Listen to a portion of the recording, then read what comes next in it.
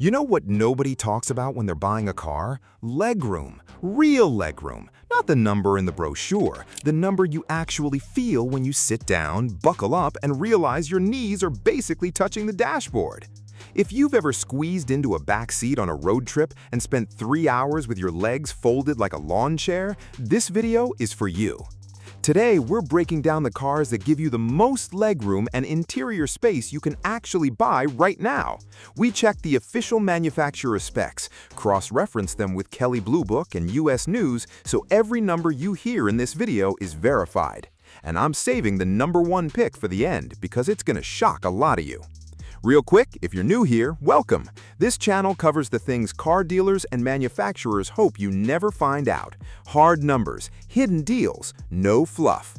Hit subscribe if you want to buy smarter. Let's get into the list. Number 5. Chrysler Pacifica. Kicking off at number 5, and yes, I'm starting with a minivan, I know, stick with me. The Chrysler Pacifica gives you 39 inches of second-row legroom and 36.5 inches in the third row. To put that in perspective, that third-row number beats a lot of mid-size SUVs that cost way more. And here's the thing about the Pacifica that nobody talks about. It has stow-and-go seating. Those second-row seats fold completely flat into the floor, not into a wall, not into a pile in your garage, into the floor in seconds. You press a button and suddenly you have a massive flat cargo space that most pickup truck owners would be jealous of. And third-row passengers, 36.5 inches of legroom. That's not kids-only space, that's actual adult space. I've sat back there, it's fine. And here's something your dealer definitely won't tell you. Minivans are one of the most negotiable vehicles on any lot. Dealers have a hard time moving them. Walk in with a competing quote and you can knock $2,000 to $3,000 off sticker without breaking a sweat. Number 4. Kia Telluride. And this one has won more awards in the last 5 years than almost any SUV on the market, the Kia Telluride. Official second-row legroom, 42.4 inches. That is best in class for a mid-size 3-row SUV. Better than the Toyota Highlander, better than the Ford Explorer, better than vehicles costing $15,000 to $20,000 more. Let me say that again. The Kia Telluride has more second-row legroom than most luxury SUVs in its class. Third row comes in at 31.4 inches, which is decent for a midsize. Not the best on this list, but comfortable enough for average-sized adults on shorter trips and fine for kids on longer ones. The cabin itself feels like something from a vehicle that costs twice as much. Tight panel gaps, solid materials, chunky controls that feel like they'll last a decade of hard use. And here's the real kicker. The Telluride starts at around $37,000 and comes with Kia's 10-year, 100,000-mile warranty, the longest powertrain warranty you can get on any new vehicle in America right now. Dealers hate that I tell people that because it makes the competition look bad. Number 3. GMC Yukon XL. Number 3, and this is where we start getting into full-size territory, the GMC Yukon XL. Front legroom, 44.5 inches. Second row, 42 inches. Third row, 36.7 inches. Those are massive numbers across all 3 rows, and that third row figure is one of the best you'll find in any SUV at any price.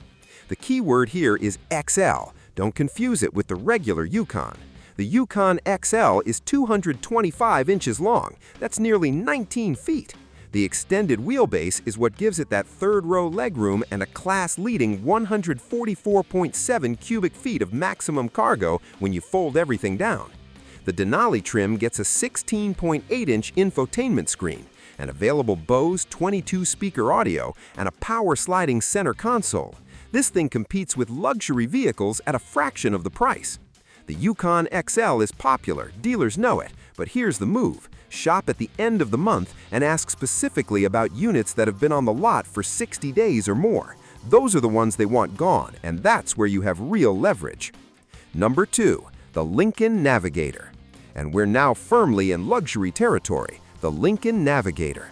Second row legroom, 41.1 inches. Third row, 36.1 inches. And here's something remarkable. With the second row slid fully forward, that third row legroom opens up to 40.9 inches, nearly as much as the second row.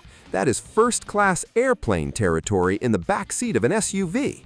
The driver gets a 30-way adjustable, heated, ventilated, massaging seat, 30 ways, and that's standard. You don't have to option your way to it on the high trims. The 2024 Navigator also has Lincoln's Blue Cruise hands-free highway driving, a 13.2-inch touchscreen, a 12-inch digital gauge cluster, and up to a 28-speaker Revel Ultimate audio system. Total maximum cargo, 103.3 cubic feet behind the front row. If you need more, step up to the Navigator L, the extended version, and you get 120.2 cubic feet.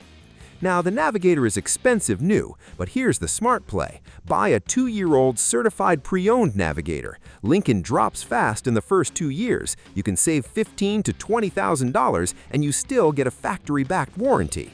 Dealers absolutely hate when I say that.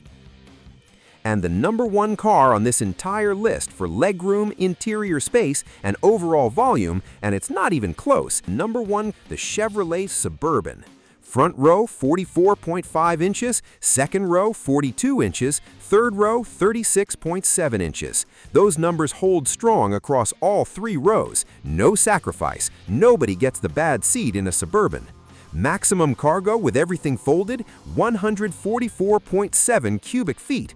That is best in class. It beats the Ford Expedition Max, it beats the Cadillac Escalade, it beats the Lincoln Navigator. Nothing on the lot at your local dealer touches it. The 2025 model also got a big interior refresh, 17.7-inch infotainment screen, 11-inch digital gauge cluster, and available GM Super Cruise hands-free driving on compatible highways. The third row access is genuinely easy. The second row seats tumble forward smoothly, and there's enough door opening to get back there without doing a gymnastics routine. Here's the insider move on a Suburban. Never buy in the first week of the month. Wait till the last 3 days. Dealers are chasing their monthly sales quota, and they will negotiate harder on a big ticket like this. I've seen people save $3,000 to $5,000 by just timing it right. That's real money. Quick honorable mentions before we wrap. Toyota Sienna, 40.5 inches of second-row legroom, and it comes in all-wheel drive, the only minivan that does. Perfect if you're in a state with real winters. Jeep Wagoneer L, 43.1 inches of second-row legroom in the extended version. American luxury with off-road credentials, slept on by most buyers. Dodge Durango, the only 3-row muscle SUV you can buy. 45.1 inches of front legroom. The cockpit feel is insane, and it's been around long enough that used prices are excellent right now. Look, most people never think about legroom until they're already stuck in a car they hate for the next 6 years. Every car on this list gives you real, verified space, not marketing numbers, not best-case scenarios, real space you'll feel every day. If this video helped you, smash that like button. It takes 1 second and it helps this channel grow more than you know. Drop a comment and tell me what car are you driving right now and how's the legroom. I read every single one. And if you want to know how to negotiate on any of the cars from this list so the dealer doesn't take you to the cleaners, I have a full breakdown linked right here. See you in the next one.